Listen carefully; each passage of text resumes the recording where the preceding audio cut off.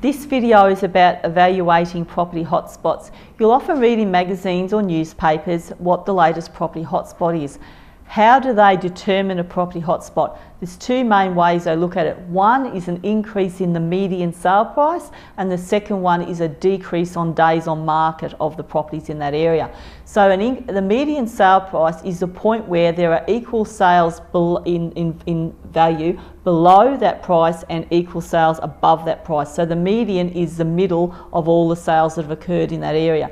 The days on market are the days that a property is listed before it's sold. So the two things they look at to determine hotspots is the rising median sale price and reducing days on market, short days on market. What you need to work out whether you should invest in a property hotspot, however, is why is there a rising median sale price and why is there a reducing time on market? Look at the fundamentals of the suburb. Sometimes there's a rising median sale price simply because the suburb's undergone a whole heap of renovation. The actual houses themselves have increased, but only because of the cost of the renovations, and sometimes that increase may not be as much as the renovations, so there's no real increase in the suburb. So you'll need to determine, is there a real increase? Declining days on market may not just be evidence that there's a lot of buyers that want to buy there, it could also be evidence there's a lot of sellers trying to sell out. The sellers may be selling out for a reason that's not obvious to you. For example, look at the vacancy rates and look at the days on market of the rentals in that area. Are the rent prices falling? Are there more vacancies? Are the reason that the properties are selling quickly because they're landlords with vacant properties trying to quit the market? Have a look at the reason why are there short days on market.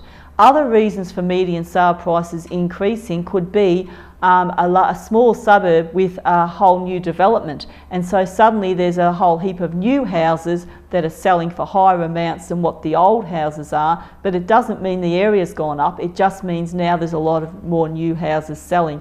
So when you see a property hotspot, analyse why is the median sale price rising and why are the days on market declining. When I look at where to invest, I actually look at the fundamentals of the suburb. How well will this suburb do in all markets? And the fundamentals can be looked at by the demographics. For example, the more owner-occupied properties there are in an area, the more likely that area is to ride through a bad period, because people will hold on to the property that they live in, their principal place of residence, till the end. They will do anything to keep that property. They will take in boarders, they'll eat mince in a variety of ways, they'll cut out the hairdresser, the beautician, they'll do everything they can to hold that property. Rental properties, however, they get rid of much more quickly and much more easily. So if you're looking at an area which has a high degree of rentals, that is a very volatile market, because if things start to turn bad, you'll find a lot of those properties will come on the market. It all comes back to demand and supply. What will be the supply situation when the demand is in decline? Will there, when things are bad, be a lot of supply coming on the market like there is where there's a lot of investors, or will there be very little supply like an area where there's 90 or 95% owner occupied? Also look at the demographics of the area. Are these people who are likely to keep their job, or are these people who are likely to lose their jobs?